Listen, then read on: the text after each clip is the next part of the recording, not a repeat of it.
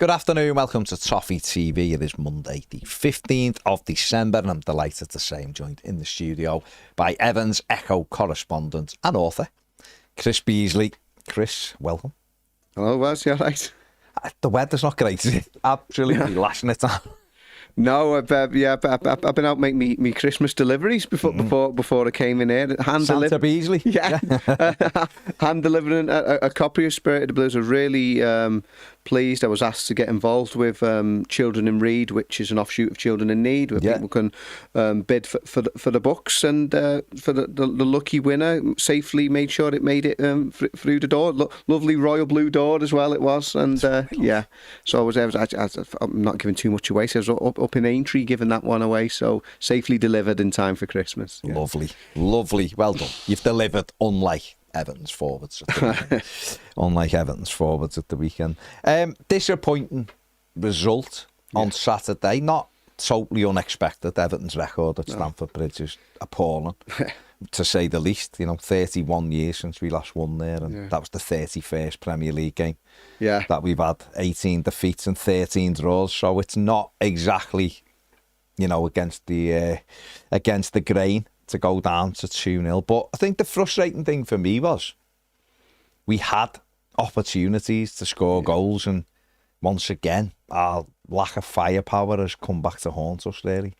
Yeah, it's a real strange one, isn't it, with Stamford Bridge. We've talked about various bogey grounds for Everton in recent times. I think Kieran Dewsbury Hall can't believe it when we keep saying to him, "Oh, this is another one, this is another one." Because obviously they've sorted Old Trafford out now. They went and won their first team, obviously with 10 men, to go and win in the Premier League at Old Trafford, and then their first ever Premier League win at Bournemouth. So we thought, okay, it's not like it nailed on, but it's probably as good a chance as ever to get that monkey off the backs. But it was very predictable in many ways, because, like I said, thought Everton played well. I don't know if they played quite as well as David Moyes sort of insinuated, but he's the manager. I mean, that's fair enough. But yeah, they had a lot of good chances, and they failed to take them. And it is a bit strange, because we've seen I know Sunderland have been going great, and they had their biggest result of the season at the weekend. But they've gone and won there, and I seem to remember them winning there when Brien was playing for them as well. So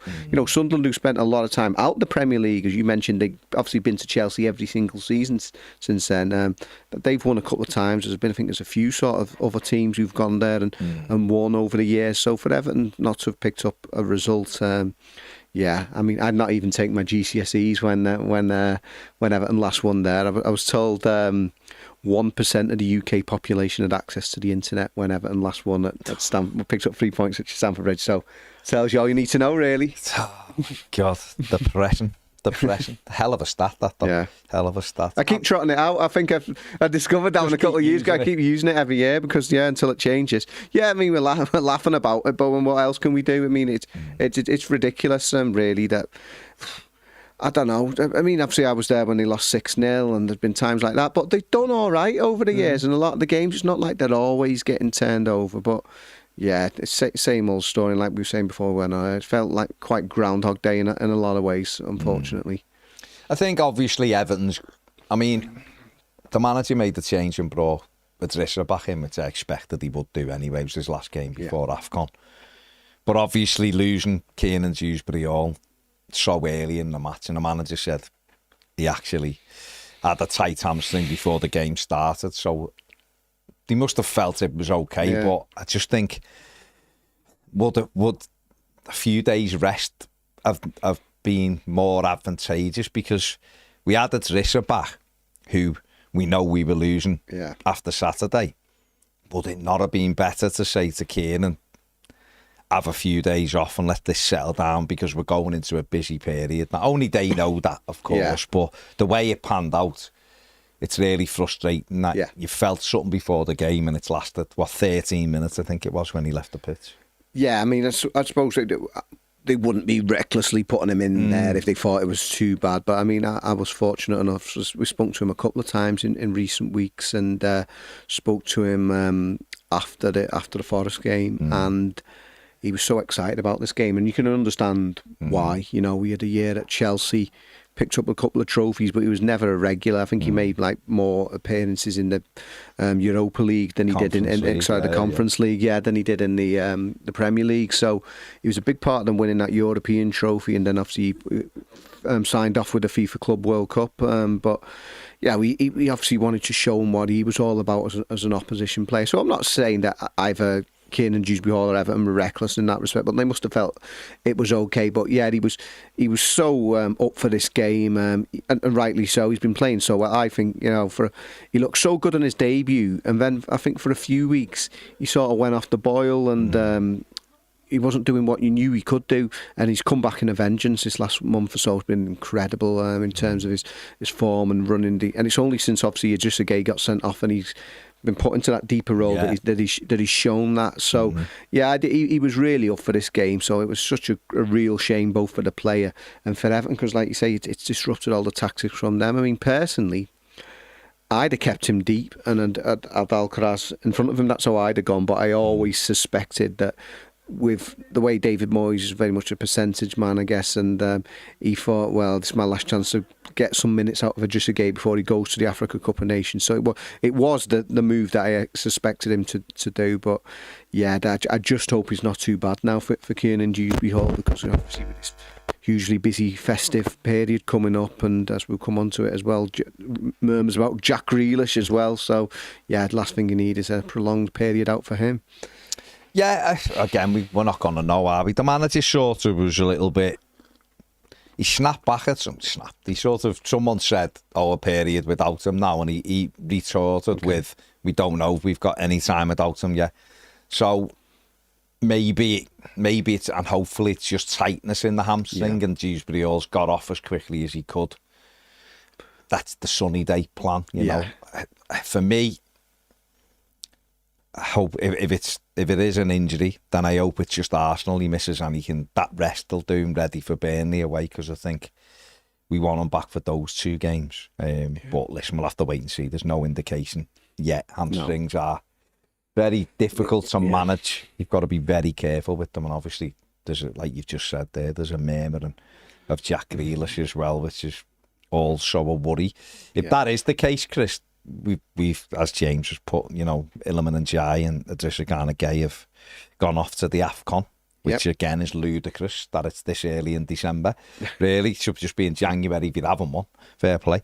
And that's purely from a selfish point of view, of course. But that would leave an Everton midfield against Arsenal of something like Timur Abunam, Charlie Alcaraz, Dwight McNeil, Tyler Dibling, and James Garner. Yeah, so other than Jimmy Garner, you're basically facing the top of the table side potentially with your shadow squad, aren't you? Yeah, it's that could easily happen, like you say. Dewsbury-Hall, no matter how bad it is, you're probably I would suspect more likely than not to be fit. To be not ready for Arsenal. And if the manager's already, because David Moyes didn't have to tell anyone about Jack Grealish on Saturday evening. He chose to, so that could be.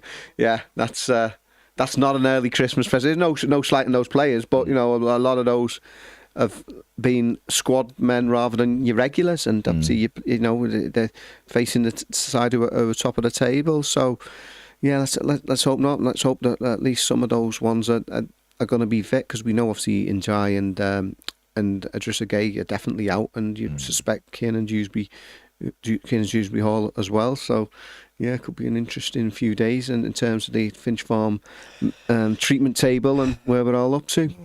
It's frustrating, isn't it? Because we've got ourselves into such a good position ahead of Chelsea. It was always going to be a difficult game. We knew that. We touched on the record before. It was always going to be difficult. You're hoping to catch them at the right time. And I think overall, listen, you mentioned it before, we got done 6 a couple of years ago there. Yeah. Last year was quite similar to Saturday. I felt there was the odd goal. We missed a couple of chances at the end. But we don't, the injuries and everything else, the decimation of the team is just not what we need when you've worked hard to get yourself into a good position. I mean, you're looking at like sunny day, like takes on it. Yeah. I think every team we've lost to by Leeds is a Champions League team this season. Okay. If you really want to, you know, if we're looking for a positive out of it. So that's one thing, but that's irrelevant. It's about how do we build on this? It's about the squad. When you look at that squad, say that is the midfield for Arsenal, that leaves us with a bench of Beto, Nathan Patterson and Adam Asnu as sort of first team players, if you like. And we know that Asnu could well be leaving on loan in January. There's no sub there against the league leaders and a team that are doing really well. So it does show you right now the thinness of this squad. And with January approaching fast, Everton have got to do business in January, haven't they? You'd think so, like the way you've just put it there. The thing is, you can't be sort of having like a 30-man squad and keeping them all happy. But as you say, all of a sudden it's like everything comes at once. Africa Cup of Nations, couple of injuries at once, and it's looking very thin, especially the bench. Yeah, I would imagine that they will be seeking targets, and the managers said the same thing. But it's so sort of unpredictable, the January transfer window. It's who you can get. There's often question marks about what players come available. You might get lucky. There might be somebody who good becomes available for some sort of unforeseen circumstances. But yeah, you've got to be searching. And it was a problem in the summer for the first time in a number of years. Everton had money to spend, didn't they? David Moyes was bemoaning the fact they couldn't do. He was saying, the fact there was 9 Premier League teams in Europe this season, so that was putting them off because people would rather go to the teams in Europe, which is kind of understandable, really. But yeah, you got to be looking at least to do some business, see what you can do, because I think that could be especially because they've had a decent sort of start to the season. Obviously, they briefly went up to 5th after the Forest, and I don't think anybody is expecting that as a final position. That's obviously just made up to be there at that particular time, but they're showing that they can be in and around the conversation, at least for a European place. You know, it's not beyond the realms of fantasy. It's a very, as we know, very tight division, especially in the middle bit this year, and Everton has shown that, with a couple of extra additions, a bit of strength and depth, that could be the difference between them possibly pushing for a European place or missing out. So yeah, I'm sure they'll be on the lookout, but whether they get the players that they need, we all know, we've gone over and over it about where they probably do need to strengthen, what are the priority areas. But yeah, I'm sure there'll be a lot of people busy around that recruitment team, and come January, seeing who they can get through the door. Yeah, it's urgent now, though, isn't it? Because if you look at, we're just going there. I mean, we had 8 players on the bench against Forest, and that's with 2 goalkeepers. Yeah. And we've lost another maybe 3 or 4 from that squad, albeit Irabunum is back. So they're gonna have to go and boost numbers anyway. They're gonna have to do it now. If they don't want to commit a ton of money in January, that thing of we'll save it for the summer. Even though it's in a different financial year, don't get that personally, but fair enough. You might want to do a bit more due diligence on people, or you might think prices are a bit more competitive. I understand that, but they're going to have to get loans in, and they're going to have to use that market. But Everton are going to, my opinion, they need to be ready to go on day one. They need to have, and all the work you'd hope is getting done now, that they've got someone to go on the 1st, 2nd of January, because a lot of clubs do that. Yeah. And this year we're not hamstrung by PSR, we're not hamstrung by not having any money or waiting for the sale of the club to go through, or all of the stuff we've had in recent years. But it's plain as anything. They need bodies in the door. Yeah, that was the frustration, wasn't it? Obviously, last January, as soon as David Moyes had come back, really, he was saying, we need them. He was on the front foot in that respect. He was saying he wanted bodies in there. And then in the end, they only ended up got Charlie Alcaraz, basically a deal sheet on the last day of the window, and he'd been one who they've known about for a few weeks. So yeah, you don't want that. I mean, it would be ideal you get them in early in the window, because there's obviously the games in January as well, and the FA Cup tie, another Premier League side as well. I mean, have they got possibly 9 going AFCON and Sunderland? They would have 9. He got 2 injuries, but they got 7 who have definitely gone. Yeah, but still, another a Premier League side in the FA Cup. So we're all hugely frustrated about the early exit in the Carabao Cup. We've been through all that and the reasons behind that and the weakened side and all the changes. So you want to be going strong on that because it's the sort of season as well where Everton can really have a go at the FA Cup. I know you're all always at the whims of who you end up drawing in that competition, like in any cup competition, but you'd like to think that Everton would be one of the contenders, go deep in that one and, make a real good fist of it. So, both for that and the Premier League, hopefully they are working hard on it now because, like you say, it's no good bring them in 31st of January deal sheets again. You want numbers through the door early in the month and like to get them sort of integrated as quickly as possible because it's a crucial part of the season. There's the 2 home games, isn't it? We've 3 now with the FA Cup game, but there's the 2 home games, which are Brentford and Wolves, which are, that's got to be 6 points. That should be 6 points. Both of those don't look great. Look very winnable games, and that's the kind of games that set you up for the run. You've just touched on it before. Arsenal's obviously incredibly difficult on Saturday. You never know under the lights and all that. You just never ever know. They're playing this game. They're playing this week as well, and they've had tough games. And they've got Palace a couple of days after us as well, haven't they? 3 days after us in the Carabao Cup. So they got a big workload. So you just never know.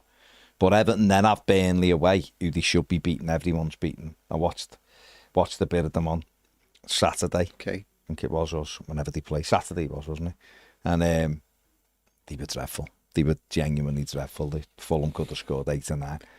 But you've got to be... Everton don't score goals, so you're anticipating a tight game there that you're hoping to come out the right side of. And then they go to Forest, which would be very difficult. They just bounced Spurs 3-0 at the weekend. So these are difficult games, but the games that Everton should be looking to get points out of, and if that's dictated to by not having any players, then that's almost a failing, isn't it? And I know you can go, well, we expected Branthwaite to be fit. We didn't expect Dewsbury Hall to be. Players get injured, and we always knew the AFCON was coming. That isn't a surprise. No. It's interesting now. I don't know the reasons behind this, why it is starting now. We know it's always been a mid-season tournament and obviously played in winter, but like you say, rather than starting at the turn of the calendar year when you've got such a busy time, particularly in the Premier League, but I guess across a lot of these European leagues, but particularly in England, why it has happened now. I don't know the answer to that one. No. It's I think Dave Moy, obviously we were both in the, I keep saying this, but we were both in the room in New York when he had his drop the mic moment when he said 9 or 10, and he ended up getting 9, and he'd say, well, 2 of them were substitute goalkeepers, but he lost a couple of understudy goalkeepers as well, so maybe he thought in terms of numbers wise, he was more or less on par of what he was looking for. But it is looking very thin all of a sudden. But it's also like the right back issue never got addressed, and whatever we think of the ups and downs of Jacob Brien, we were talking about before when we came on, I thought he did really well at centre half at Bournemouth. He was really dominant, and then he's been having to do a job, continues sort of right back, and we were saying about the chance at Stamford Bridge when he just shanked that cross as well. But there are big areas still, big sort of parts of the squad, and you're thinking, well, why has that not been addressed? But they definitely did. There's a lot of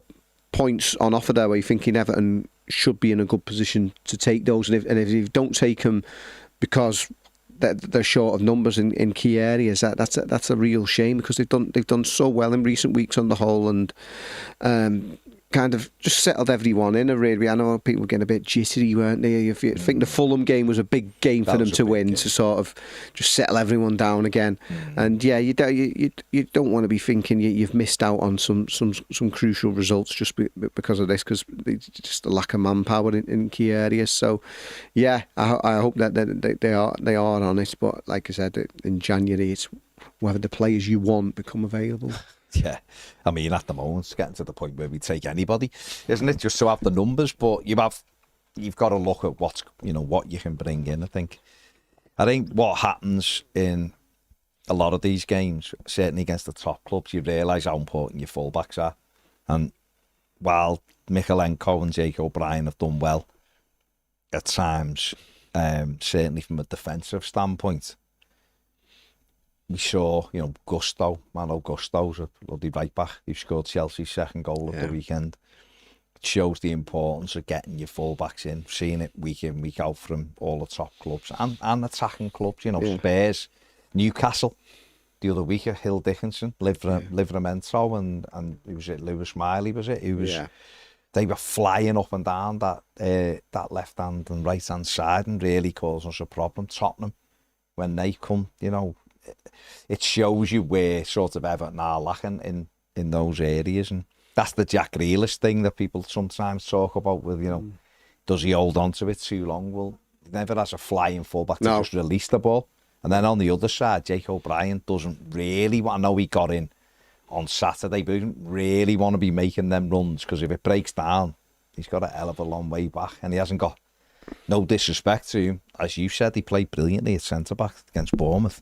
Yeah. But he's a centre-back, he's not a creative full-back, is he, or an attacking full-back? So we are losing that bit. And then ahead of that, you've got to have lads getting goals. And I know, listen, Tierney Barry, there's one that's gone through his legs, but the goalkeeper gets a really important touch, which deflects the ball away from, he's about to tap it in. But he's got to do more. That can't be the only thing that he does. And Ndiaye can't be the only thing he does is roll him on against the post. Got to do more. Midfielders have got to do more. Otherwise, we're going to score low this season. And then you're relying on keeping the clean sheet to have any hope of getting the result. Yeah, it's just interesting what you say there about the full-backs, because Livramento was one of the ones that Marcel Brands wanted. And Denzel Dumfries. But no, Rafael Benitez in his wisdom got Nathan Patterson. And that was the long-term successor to Seamus Coleman. And, we're reaping what we sowed in terms of that now. It's not worked, has it?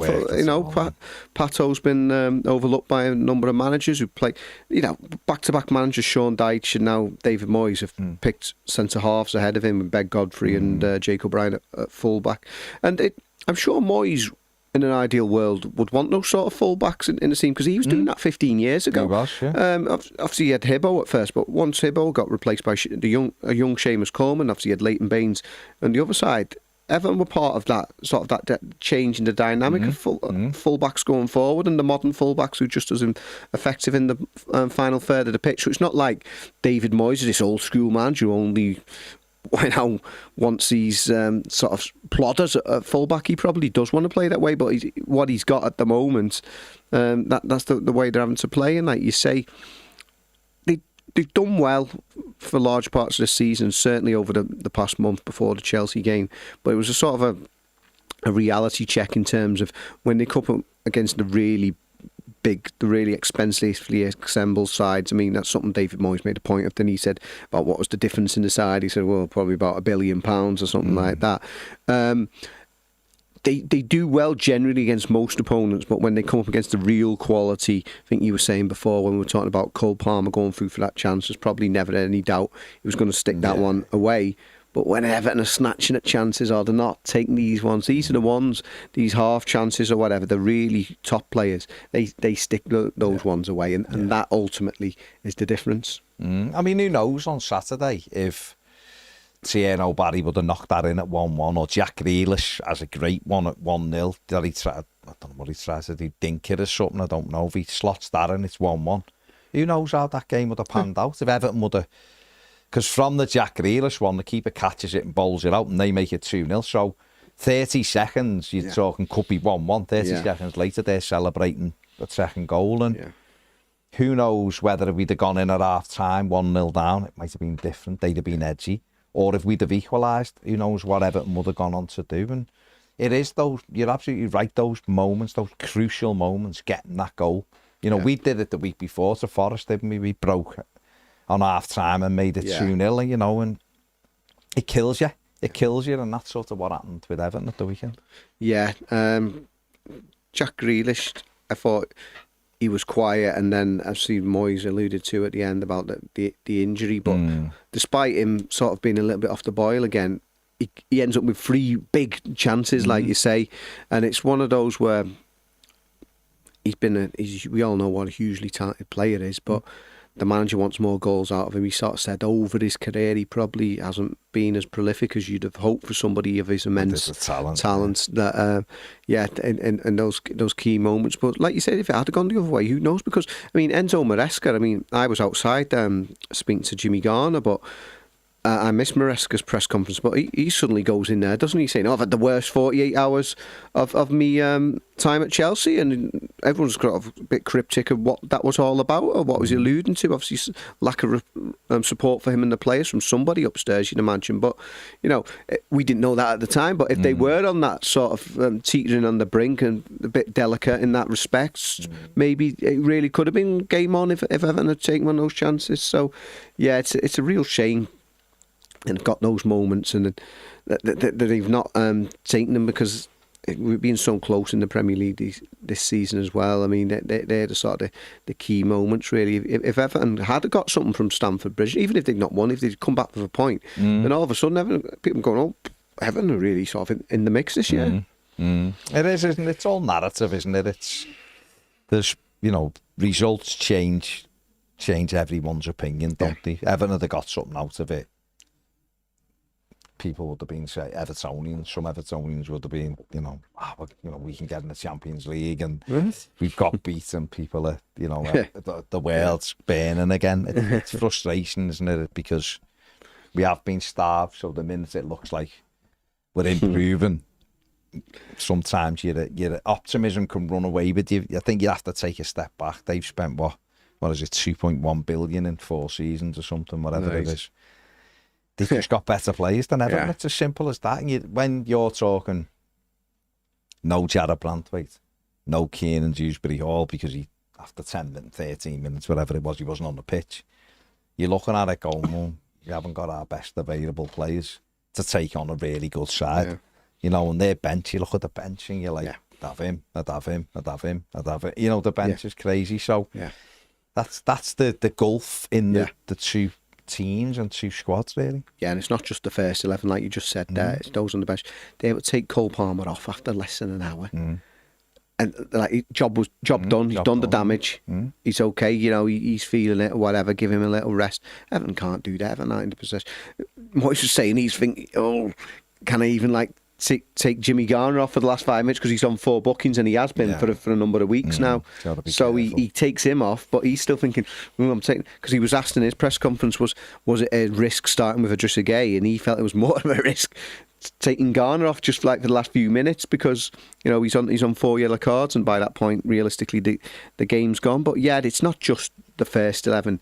It's like you say, it's that strength and depth. They can bring someone on who's probably just as good as the fellow who's coming off, and that's the difference.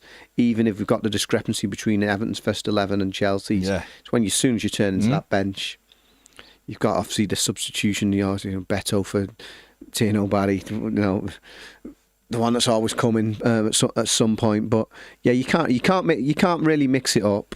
And you haven't really got somebody the sort of same strength and depth on the bench. So that's probably why when sometimes people are at the manager, whether it be Moyes or probably even more so his predecessor Sean Dyche, and saying you're not making those in-game changes. Well, to be fair, sometimes there's not a lot they can do, whereas some of their opponents are able to just bring somebody on who's just as good as the fellow who's coming off. But they brought Gittins on, who's 60 million. They brought Estevar on, who's 40 million, 2 players there, and you're looking and going, how's he cope with that? Those 2 coming off the bench there are nearly as much as what we spent all summer on the whole sort of rebuilding the squad a little bit. So there is that, and I never like to use that because football's about 11v11, but we still had enough chances. Everton probably had more chances on Saturday than they've had for a number of years at Stamford Bridge, even when we've got a positive result. Like I remember, as you will, Decore and the late Ellis Sims equaliser and the 2-2. We didn't have many chances that day, and we scored 2 goals. Yet on Saturday, we must have had 6 or 7 presentable opportunities, and we've not scored a goal. And the one time we looked like we'd scored, Ndiaye run and shot. It hits the post, and it could bounce out to Beto, and it hits the post and rolls back to 3 Chelsea players stood there, and you just sort of go, yeah, that's kind of the way it's gone today. Yeah, it was one of them. Like you say, all this 0-0 with Everton and ups and downs. But yeah, I thought that their general performance, they didn't go there and get outclassed, but it was those key moments. So in the final third of the pitch, that sharpness, that potency, that was the difference. And you just got to hope that if Everton are getting those sort of chances on a more regular basis, they've got to start putting those away. Really, you can't have that kind of profligacy on a longer term basis. So let's hope it was just a bad day at the office. It says we're still waiting to hear about these injuries, but that's probably in the longest and the greatest scheme of things. It's those fitness to Dewsbury Hall and Grealish that probably more of a concern than me than how they necessarily.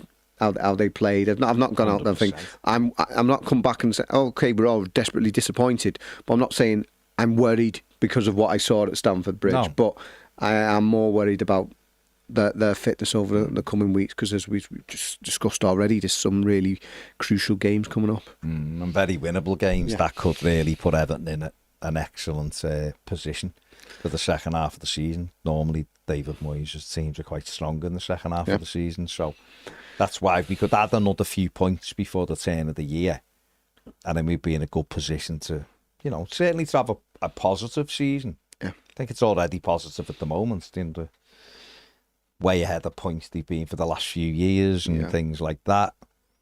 But goals are the big issue, and they've been the big issue probably for a few years, but they really are the big issue this season. And I don't know how we solve it, because we've got good footballers. Do you know what I mean? We've got, like, Jack Grealish is brilliant. Illiman and Ndiaye is brilliant. Dewsbury Hall, I think, is better deeper. I'll be honest. I think he's much better deeper. I think he gets us playing from a deeper position. So that would really free up someone behind the striker. Now, Alcaraz has done a good job, I think. Does he score enough goals? No. Doesn't have loads of opportunities, to be fair, but he doesn't get enough goals. Centre forward, as much as he's improved, he still isn't really a threat. Yeah. And he's got to improve on that. We've talked about the fullbacks. Neither of them look like creating a goal, let alone scoring a goal. Yeah. They're the and your centre-backs, the massive, the pair of them. And, Michael Keane's got 2, which is fine, but Tarkowski should have been scoring goals. Brien's massive, should be scoring goals. So, we're going to have to share them goals, aren't they? Because there's no other way to do it. But Barry's not all of a sudden going to go, right, no, you don't think so. I'm going to go, Nikita Jelavic stats here and start banging in whatever it was, 13 and 11 or whatever he finished with. And don't see that happening. Beto is getting less and less effective every time he comes on, it seems. Yeah, they say that they've all got to chip in when Tino, Barry, okay, we're all made up now that he's off the mark. But as Moyes himself said in that very same evening, he's not getting another half dozen games without a goal or whatever. No. He gave him that to get him going, but he knows he's got that expectation to score. And as you said, the rest of the team as well. He's chipped in the past. He's had a decent chance with the header on Saturday. So he's got to be there. Like you say, Jake O'Brien showed he's been a threat certainly last season. Did he have he was the one disallowed, wasn't it, against Tottenham? Wrongly disallowed. So they've all got to sort of be chipping in there more. I mean, I'm with you. I wasn't sure if he could do it before he came in there, before we actually saw it, but Kiernan Dewsbury Hall from deep, I think it gives a whole different dimension to the game, because we talked about this when I had my event. Obviously I kept banging on about it on air down at Waterstones, and we opened it up for the Q&A, and first question, bang, first off the bat, why do you think Harry Catterick sold Alan Ball? I was like, it was a bit before my time, but got him for a record fee, sold him for a record fee. And I thought about this. I'm thinking, people are still asking this question 54 years on about Alan Ball. It's because arguably Everton haven't replaced him in terms of what he brought to the team. You look at his goal scoring numbers for his first 4 years at Everton. There's sort of numbers that sort of Moyes would be made up to get from a striker. I think he broke 20 goals one season. I'm not saying Kieran Dewsbury-Hall's going to do that, but Everton haven't had a goal-scoring midfielder for so long. They've had great midfielders, obviously Peter Reid and Bracewell for the 84-85 side, but I think they got 4 goals apiece that season. And then before that, you've had Martin Dobson, and in the 90s, you had Gary Speed that one year. I think they both got 11 goals. But for a long time, Everton haven't had that dimension in the middle of the park. So if Dewsbury-Hall could do that on a longer term basis, rather than just having 2 sitters, rather than having Idrissa Gueye and Jimmy Garner together, if you actually had somebody who was that dynamic, who could attack from a deep position rather than the 10 where he started out, like you say, in time it could bring in another number 10. Because whether you think Charlie Alcaraz is the man or not, and he doesn't seem to be David Moyes' preferred choice, doesn't he? He did the deal. It was almost like that deal was too good not to do to get him on, but he doesn't seem to favour him so much. So if long term you could get Dewsbury-Hall playing deeper and offering you something deeper from you know, as an attack point of view, rather than just having the 2 defensive minded players, it could totally, I'm not getting carried away, I think it could totally change the way Everton play as a team. And that's probably, going back to my point, why people are still asking me about Alan Ball 54 years on. Because for so long, Everton just haven't had that sort of player. So that could totally change the way Everton play. So, yeah, going forward, that's a big one for me, for Dewsbury-Hall, because we didn't quite know whether he could do that. Obviously he's been playing 10. Moyes has asked him to do that role, but when I spoke to him after Bournemouth, and obviously he'd gone there against Man United as well, he says that is his natural position as the box-to-box number 8, as he calls it. So yeah, that could be a big thing in terms of bringing goals to the side, okay, especially when you've not got a prolific striker. If you've got somebody like him playing as in the 8 as opposed to the 10, it's really sort of changed the way they play. So that would be an interesting one going forward. Yeah, I spoke to him last week, and that's what he said. Yeah. The 8. He said that run, you see his run against Newcastle, it's a hell of a goal. You know, unbelievable. I said to him, it's such a pity it was in a game. And it didn't count for anything, but it was that deep run, they couldn't pick him up. One ball, just made the run, he's in. Everton haven't had that. Gary Speed's probably the last one making those deep. We had Cale, but Cale was off the striker, so it was a different thing. We haven't had a runner from midfield who could get on the end of stuff. And I think you're right, and therefore, that begs the question, what do we do with James Garner? Do we keep James Garner as the 6, or do Everton look to maybe move him to right back longer term? Or do Everton go and get a real dominating 6? And almost have a flat 3 in midfield with runners. Now, that doesn't necessarily fit Garner's skill set, but James Garner's good on the ball. Yeah. It's an interesting one. Or do we go and genuinely get another 8? So have 2 8s who run like Dewsbury, but he's got goals in them. And again, but it would change what we've done. For too long, Everton have been stuck and wedded to 4-2-3-1. And normally with the 4-2-3-1, the centre forward's isolated. You know, it was like Ron was isolated at times when he was the best striker we've had for years. The 2 lads sit in front of the back four, don't really contribute other than trying to break the play up. And the 1 is left to try, and Decore did it well, but he was almost a second striker in that role. So it would give Everton the opportunity to sort of change what they're doing.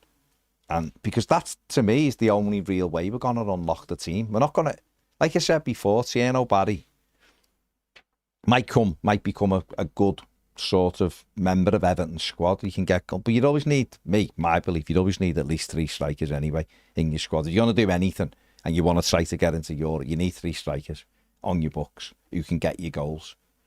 He's better than Beto. He just is a better footballer than Beto is. Will he get as many goals as Beto? Don't know. He has done it, and it's about getting up to speed. It's up. You know, things drop his way. We're seeing our old striker, you know, scoring goals at the moment. Things seem to be dropping his way. He's got 4 in 4. 2 of his 4 have been a yard out with no goalkeeper, and he's just able to knock it over the line. Yeah. Now, would Tierno Barry score them? Would he be in the position? That's the different thing. But we need another striker. We need someone, my belief, someone who can create goals himself as well. We don't have that. Where are they?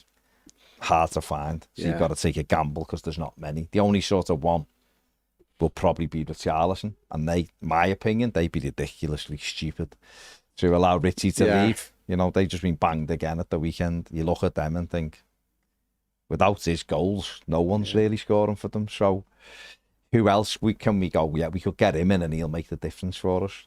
Yeah. And I guess that's the real issue, isn't it? Yeah, like I say, come January, there's got to be a reason why these players become available in January.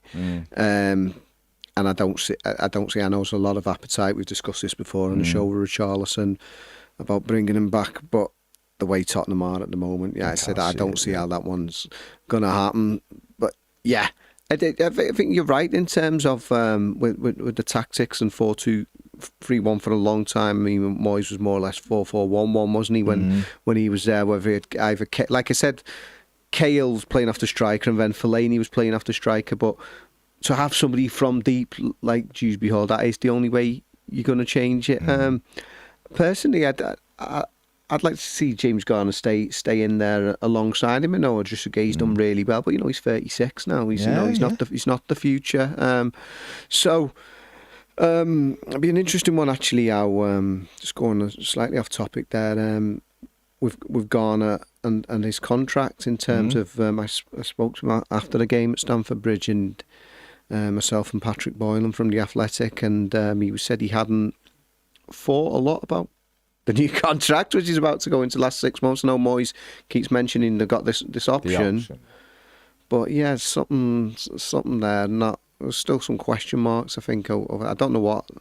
I'll get to the bottom of that. But yeah, you'd have liked to have thought that they were perhaps a bit further on, because I think it's important that he's rewarded with the new deal, because I think he's important for Everton going forward. And personally, I know it's great that he can fill in a full back, and that's one way of solving the right back issue, sticking him there. But I know he prefers to be in the middle, and I think ultimately that's where he plays his best stuff. But yeah, in terms of going forward, that could be a game changer if Dewsbury Hall continues to show he can play that on a longer term basis. I'd be all for that. But yeah, in terms of finding a third striker who can create his own chances, is possibly a bit of a unicorn for the January window at least. Yeah, agree, but in terms of who you might get next summer, I think they'd definitely. It might have been a case that they were always sort of looking to sort of consolidate this year, and then if Everton are looking a lot better. No, they've challenged for Europe, or they ultimately get a European place next summer. I mean, then it's almost like you attract a different calibre of players again, don't you? So, you certainly think going forward, you want to have more quality in those key areas. Blue Jay says we're in for a tough few weeks with the injuries, as well as losing Ndiaye And Gueye to AFCON. I hope the Freakins have that chequebook out for the club to spend, as I do believe we have an honest chance of finishing in a European place if we get January right. Yeah, I love it when people say get the chequebook out. I do some younger viewers even know what a chequebook is. Get the crypto out. Blue Keeley says I've been dreading this all season. Hopefully Dibbling proves himself when he gets minutes. I mean, you made an interesting thing with Tyler Dibbling before. Really interesting. Yeah, I was totting it up. He still hasn't played 90 minutes in the Premier League for Everton in total. So it just goes to show if when he was signed in August for what was, I know David Moyes says he didn't think it was a big fee, but it was the biggest fee Everton spent on one player this summer. That he would have got to mid-December and he still hadn't played 90 minutes in the Premier League. He'd have been like, well, what's gone on there? 90 accumulative minutes. Not like a full game. I don't know if you include the cup games, he's done it, but in the Premier League, it's not been many. Is it just the one start as well, possibly? The Balsley got hooked at half time. So, but I mean, we're going to know. I would imagine we're going to know a lot more about Tyler Dibbling in like another month's time, because with Ilham and Ndiaye going away now, surely he's going to be playing some sort of role in there, whether it's him or Dwight McNeil gets the nod on Saturday. Say might be both if Jack Grealish is out. But we'll probably have a better position to sort of give our verdicts on Tyler Dibbling. But yeah, I'm sure none of us expected to get into this point of the season and still played less than 90 minutes in total in the Premier League. That's crazy.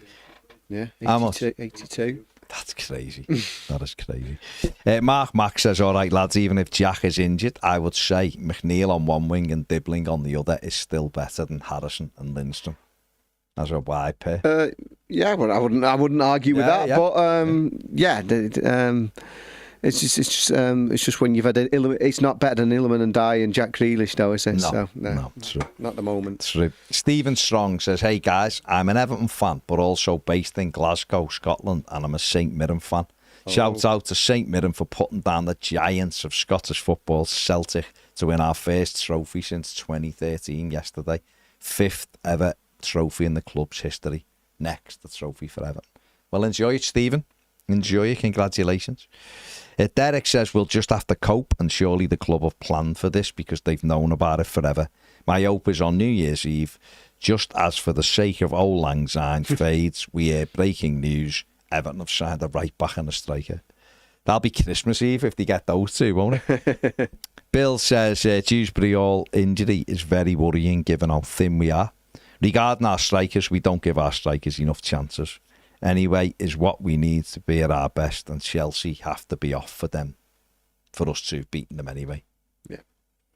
Steve P says, "Did you see Fatwa's goal from his own half? I still think we should have signed him.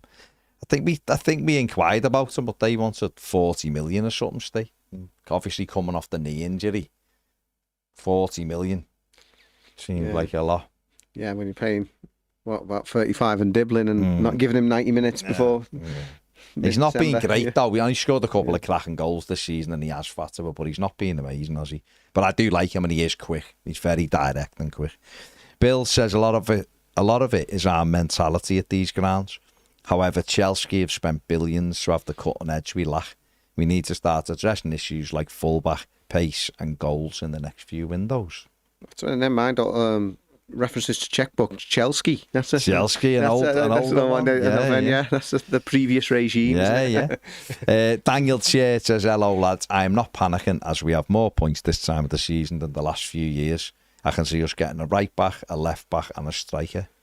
And if possible, another box-to-box midfielder." Bloody hell, Daniel. We've done all right then, won't we, if that's the case? They bring 4 in January. That'll be unbelievable. Steve says, "Seen a lot of talk about City may be interested in Dewsbury Hall and other clubs in Ndiaye. Surely if we really want to be pushing on as a club, we need to keep these players and not letting them go. Only by doing this are we ever going to get anywhere. Do you guys think it's just agents and journalists kicking up stories?" Well, here's a journalist. So I'd not heard any of that Keane and Dewsbury Hall stuff. I'm not too sure where that came from. As far as I know, he's absolutely loving life. Everton. I don't think he'd go again to a club like that. After what happened at Chelsea, Chelsea. It's a strange one, that. Yeah. I know, like you say, he's been speaking to yourself. I think he really gets Everton, to be fair. Yeah. And that's great. That's great. From the moment he's come through the door, it seems the right fit for him, and he's a clever lad. He's a really articulate lad, and I don't see that one. So hopefully he won't be losing too much sleep over Keane and Dewsbury Hall. No. I mean, it seems a bit strange. Like you said, having gone to Chelsea and playing under his old. Playing with obviously Enzo Maresca and the Leicester City connection, and he's still for it not to have happened for him. I can't go on City. No. Bill says a lot of it is. Oh, I've done that one. Sorry, Steve done that one. James was surprised to hear from Moisey that Kiernan was not 100% leading into the game and not resting him, considering we're losing 2 of our key players to AFCON. Yeah, I'll be honest, James. I was very surprised when the manager said that he was already feeling it before the game. When we know we're losing Guy, we know that James Garner's on a booking and could be missing.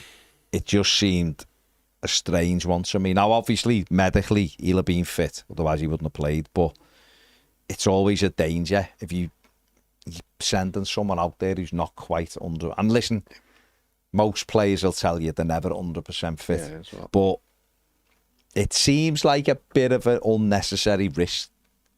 But then the lad might have been like, I want to play, I'm playing well, I feel all right, I want to play. What do you do with it? Yeah, like I said, I don't imagine Everton would be sending anyone out there recklessly. They did, obviously he wants to play, and we've said why, the obvious reasons. But it's one, and I should also point out, a lot of players play with injuries all the time, you know, knocks. So no, it's one of them, and they made a calculated decision, and we can all sort of say in retrospect, oh well, should have erred on the side of caution, but yeah. Yeah, of course. Rich Parry says the football is better, so you have to realise we can't win every game. Chelsea have far better players all over the pitch. But unpopular opinion here, Guy let the runner walk beyond them twice. It's not an unpopular opinion. He did. Yeah. But Mykolenko and Keane, as a parent, the chasm they left between them for players to run into is scandalous, really, from them. And they'll know that, and they'll look back at it. You've got to close them spaces off. He's very good, Cole Palmer, so you do not let him run. Yeah. You know, and when they get round the back the second time, and that's come from Jack Grealish not shooting or squaring it, and they break on us quickly, Keane and Tarkowski between them have to mark where Gusto is, and neither of them do. Michael Keane's in no man's land, and Tarkowski reacts too slow. So I just think and Mykolenko gets destroyed by Neto. Yeah. Instead of blocking him off, he tries to get so tight to him that once Neto's past him, he can't do anything about it. Yeah, collective responsibility, isn't it? But I mean, Idrissa Gueye loses his man for both. Yeah. And as you just said, Vitaly Mykolenko gets taken to the cleaners for the second one, unfortunately. And I put that on my player ratings on Saturday. I'm not giving away any state secrets there. No, I think we could also, You just watch it back and you go, yeah, what's happened there with that one? But listen, good players make those runs, and they made the runs. And you have to make sure you're tracking people. You have to make sure you're doing that job. The second goal is the killer, obviously, because it's right on half time. Like I said before, we get in at 1-0. Who knows what we can do? But the goals are poor. They are. From the manager will be really disappointed with both goals because they're avoidable. They score a lovely move and it smashes it in. It's one of them things. But don't get me wrong, Neto, it's a fast break and Neto does really well. But I think the manager will be looking, thinking, why is he on his own and we haven't reacted? And the first goal, why is there a huge gap for him to run into? And why haven't you tracked them as well? There's lots of, you know, when you look at Jordan, it'll be, what am I to do twice? I'm faced with someone with a clear shot of me. What can he do? Yeah, I thought it was a bit of a soft risk for the second one. I'm a big fan of Jordan. I think he's going the other way. If you look at it, but listen, I'm not a goalie, but he just looks like he's going one way. Maybe. Yeah, maybe. Jay says, I'm more worried about Dewsbury Hall and the players going to AFCON. The result at Chelsea was disappointing, but not unexpected. The difference now is defeat means disappointment and not panic. Yeah. Onwards and upwards. Good way of looking at it. Yeah. Was that Jay, did you say? Was it Jay? Yeah, that's quite similar to my assessment, really. But I'd say yes, I'll go along with that. He says, I'll be judging Angus and the recruitment team from January the 1st and not the end of January. I fully expect players ready to be signed. They've had enough time to ID and pull the trigger. Yeah, that thing, because in the summer, I've got to remember, to be fair, a lot of people were still coming through the door, weren't they, in terms of obviously James Smith and people like that. So hopefully now they've had a good few months together that they can get all their ducks in a row, as it were. Hopefully. AJ says, let's make sure everyone is there early on Saturday, creating an atmosphere. Let's try and make Saturday the first proper memorable Hill Dickinson night. David Dickinson. Hill Dixon night with a rocking stadium. Backs against the wall sort of game. It is Hill Dickinson, isn't it? What am I? You're getting me confused here, AJ. I'm thinking, I've read that wrong. Hill Dickinson. Yeah. Come on. In some respects, there's an opportunity for one of those Everton nights on Saturday. You know, where it is backs to the wall. We've got half a team and the crowd and the way it is, and we somehow grab one of those unlikely David Moyes wins that he's got, certainly in his first spell. Problem is we're playing against an excellent side who are doing well. Yeah, I mean, it is. Obviously, as we all know, the 1878s and the long-awaited, you know, the banners. The display, they've grown them. They've had to expand the horizons, as it were, in terms of getting them. Obviously, that can build you up before the kick-off, but as we all know, obviously the banners come down come the game, so that can get you in the mood, but then it's how you can take that on afterwards. But yeah, it is built up. I know there's a lot of sort of hoo-ha over this game because it got moved and then moved back again, and obviously Arsenal with the fixtures, and they were moaning about when it was going to be played. I believe Mikel Arteta was on the phone to Moisey going on about it as well. So, yeah. Well, you should have said no, mate, because it's about us. Not pick the phone up to it. Yeah, it is set up. I mean, we know how tough it is, and Arsenal bounced back from their disappointment at Villa, albeit with a couple of oggies against Wolves, and they left it late against the bottom of the table side. So, yeah, it is set up for that, and let's hope it can be one of those nights. I mean, we all go on about what it's like coming to the Hill Dickinson Stadium, but let's just hope that Arsenal don't fancy it. And it's a bit of a cliche, but it's a Saturday night, in December by the banks of the Mersey. Maybe they won't. Be cold. Maybe they won't fancy it. Always think back to that Andrew Johnson goal in the hail, snow, in the hail. Yeah. And they were like this as we had the corner in the last seconds, and he lashed it in at the street end to win that one. But we've got a decent record against Arsenal, in all fairness. At home, yeah. At home. I know it's not at this home, Hill Dickinson, but at Goodison it was. Yeah. So maybe they might fancy Saturday night by the Mersey in December. Yeah. You never know. Blah Blue Blah 7 on the super chat says McNeil on the right wing and Alcaraz for Ghana. Who are you bringing in for Dewsbury Haaland? Poor old Tyler Diblin still not getting a look in. No. Mark Foster says I can't see Dewsbury or Grealish playing on Saturday. Moyes won't take any chances with Grealish. He'll save him for the more winnable game starting at Burnley. Maybe it's a point of, like you say, digging in though, and like it could be a case of having Dwight McNeil just giving you a shift as it were, and could be something in that with Grealish, and like you say, saving for the likes of Burnley and Forest. Yeah, just you can't tell, can you? But I mean, if everything is equal, they should win, shouldn't they? The top of the league, they're flying. That's the way it is, and we haven't got our best. I think if we had our best 11 out, I think we'd have a chance. Absolutely, we'd have a chance, but it's one of them, isn't it? One of them. Kieran says, though, signs on Saturday, Arsenal going off the boil. Or were they just a bit too cocky against Wolves?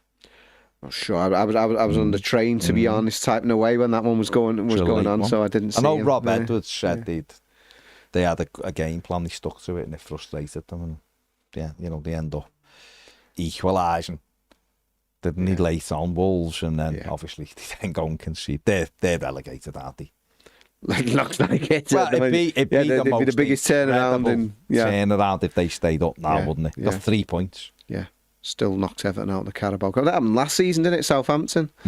So they said it would be an amazing turnaround, wouldn't it? Sinicus says 1878 tifo on Saturday, South Stand asking everyone to be in their seats 15 minutes before kick-off.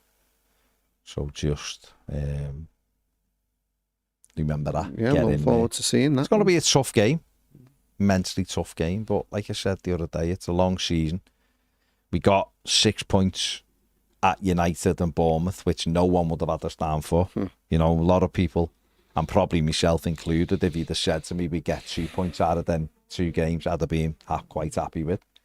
We bounced Forest, and that was a sticky one after losing, to Newcastle and then going to Bournemouth, playing him at home. Frustrating. Yeah, they've put themselves in a decent position now. Hopefully, when it has got tough now in terms of the numbers and who's available, they're not looking over their shoulders, thinking, need something from here. It'd be great if they could, but the points they've accumulated in recent weeks, they really sort of, I won't say better than expected, but they put themselves in a decent position now for them to kick on. Hopefully, they've got the 4 of the next 5 are winnable. Forest will be really tough, but again, I look at Forest and I go, they were dreadful last week, weren't they? Hill Dickinson. They were dreadful. And on Sunday, they got a huge helping hand from Spurs, but they still a great result. It'll be tough at the City ground. But, you know, Burnley, I said before, Burnley are in the bottom three for a reason. They're not very good. Can you go and get a result? Depends what team you put up, but can you go and grind the results out there? And then you've got 2 very winnable home games against Wolves and Brentford, you know, after Forest in a few days. You know, if Everton could pile on, if Everton could get 9 out the next 15, and that's allowing for 2 defeats against Arsenal and Forest. Not saying we should, but I'm just saying if that was how it panned out, and Everton won 3 and lost 2, say, of the next 5, then they'd be in a great position for the second half of the season. Yeah, I mean, we were already talking about, I don't know what it is now after Chelsea, but certainly going into Chelsea, they had the biggest year-on-year increase in points. They were 12 points ahead of where they were the previous year, so it just shows you the progress that has been made. So, yeah, we don't like to think about it, but you could have a defeat or 2 in there and still have a decent position coming out of that block of games. So yeah, that's why we're so sort of hopeful that you at least be able to put out a half decent side, and you're not hamstrung by key players being out for what can be decent opportunities to pick up points. And then it could even make a big difference in who you go for in January, because of course, yeah, if you got those points on the board and things are looking pretty rosy, if you're a player in 2 minds of whether Everton's the right club to go to, that could make the big difference. You're pushing for Europe or whatever, stuck in the bottom half again. Yeah. Make a real sort of psychological difference for those players. Because it's all well and good saying, I hope the recruitment team have been doing all the homework and that. And you could have said, well, A, B, and C, they're all great players. But if they don't want to come, what can you do? But get some decent results over this next month going into January, and then all of a sudden having a much more enticing proposition for these potential signings. If Everton could come out of Wolves, I think it is Brentford then Wolves, isn't it? If Everton could come out of them games, and if Everton were on 33 points, that'd be, I think that's the 21st game, Wolves. So 33 points with 17 games to go, giving yourself a chance of certainly being in a conversation for you. I'm saying Everton will get in Europe, but you'd certainly be at that stage in the conversation for it. And the longer you can stay in that, then that's a real positive perception. That even if Everton don't make Europe, you're going, well, they were sort of there or thereabouts for the European spot. Then it allows you to rebuild again, not rebuild, but build on what you've done next summer, because it's all about, and you've mentioned it 2 or 3 times now, it's all about perception to incoming players. Yeah, definitely. You're an incoming player and you look and go, what did you do this season? Yeah. And well, we just missed out on Europe by, 4 or 5 points. You could be the difference. You're more likely to buy it, as opposed to you've been down the bottom half most of the last 4 or 5 years. Why is next year going to be any different? That kind of thing. So, and it's something David Moyes said a lot in the summer, didn't he? Yeah. He was shocked really that people weren't entertaining Everton. He couldn't believe it, could he? Yeah. James says, I think we need to have players that can come in and give the players a rest without completely losing the balance of the team, in order not to burn out key players. I would hope Moisey recognises this and plans to strengthen that part of the squad. I mean, he's a very, very experienced manager, and very knows what he wants, doesn't he? He's the most experienced, I think, probably now, currently operating in the Premier League. So whatever you think of David Moyes and his tactics, he knows what he wants, and he knows those. We know the amount of due diligence he does on the players. I don't think he's there quite as many times in the flesh as he was when he was a bit of a younger manager. Obviously, the famous time, 20 odd occasions he watched Julian Lescott before he signed him. But yeah, he's certainly going to be over it in terms of what he wants. It's just a case of whether the powers that can be, obviously the recruitment team can get those deals over the line. I'm sure he's got ideas in his head about where he wants to improve and the sort of targets that he's got on his radar. Totally agree. Just looking through these comments here, but Eltel says, why can't we get 15 out of 15? You never know. Hey, it'll be lovely, and that's what we're all hoping for, aren't we? But let's just let's see what's what. Just got to keep moving. We keep moving forward. The way we're going, progression. It'll be. We'll all be sort of feeling in a much better place. I think we are. Yeah. I think people are disappointed Saturday, and naturally so, and rightly so. It's disappointing. You hate losing games of footy, don't you? And you look and go, oh, we've had a good few chances there, and other, you know that lesser teams than us would have taken some of those chances. That's the frustrating. I mean, you touched on it before, the Sunderland win there. I actually watched that game. Chelsea battered them, but they were full of running, so Sunderland. So every time they broke a pace, they looked a threat, and they end up nicking it late on because they were just positive all the time, and they went behind after about 3 or 4 minutes that day. They're able to win those games. Everton still, you look and go, but then again, we went and won at Old Trafford with 10 men, and we won at Bournemouth. So we just got to go, keep going, see what happens. And like you said right at the start, hopefully the injuries aren't too damaging for us. No, that's what, because they've I know FC's usually hauled the suspension, didn't he? But the pair of them have been more or less there most of the season, haven't they? We've had them most weeks, so yeah, you don't want to be losing them for this key part of the season when there's quite a few games in close proximity, and obviously you're without the Senegalese pair as well. So yeah, let's hope that they're not too bad. They're a couple of durable lads anyway, so let's hope that they're there sooner rather than later. Get them in the hyperbolic chambers. Get them everything. Horse cartilage on the legs and all sorts of mad stuff. Before I go, let me just point you to this. Just put that one on there, James. This is a Jordan Pickford souvenir magazine that's available. Everton have done. So if you're a Pickford lover, you're looking for or someone in your family or your mates or whatever, love Jordan Pickford, and you're looking for a little Christmas hit, there you go. Available right now. Excellent for our dynamite madman in goal. Who's been tremendous, hasn't he? He's been in tremendous form. So you can go and get that. Ivanovic from Millwall, Sean said someone had asked any championship strikers. He's really powerful. Don't know if he's quick enough for the Premier League, but I know Everton had looked at him a couple of times last season. He's a big, powerful centre forward. Didn't do bad last time. They took a punt on someone from Millwall, didn't they? No. There we go. Could be that one. It could be that one. You just never, ever know. You never know. Emma says, just get the liniment and the magic sponge on them, you'll be fine. Right. Is that Emma offering? Is it? I don't know. You offering to do liniments, their hamstrings, Emma? I'm sure Emma would have them fit, ready to go on Saturday. Let's see. Let's hope they are. Again, massive thanks to. How's your book going anyway? You can still get it, can't you? Yeah, I was going to say, go on. There's your chance. Yeah, and who doesn't love Jordan Pickford? So that can be the stocking filler, but you have to see the main one. Yes. Spirit of the Blues. If you either go online at Amazon or you can pop into Waterstones in town. I think they've got a few signed copies from myself as well now. So 133 years at Goodison Park, the most memorable matches and Goodison's greatest games. So that can be your discussion come Christmas afternoon or maybe Boxing Day. Go through which ones are your favourites or which ones do you remember.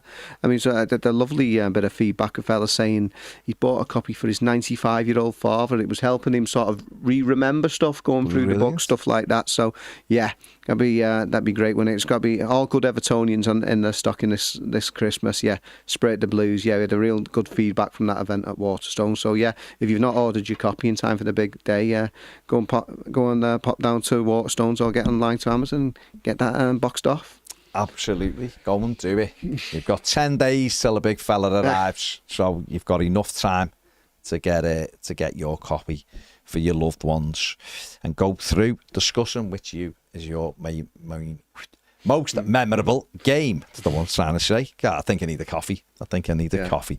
Right, big thanks to Chris for coming in once again. Thank you very much, everyone. Like, subscribe. The final word later. We've got Mike Cosgrove with us, so anything could happen. Basically, anything could happen. See you all later. Bye.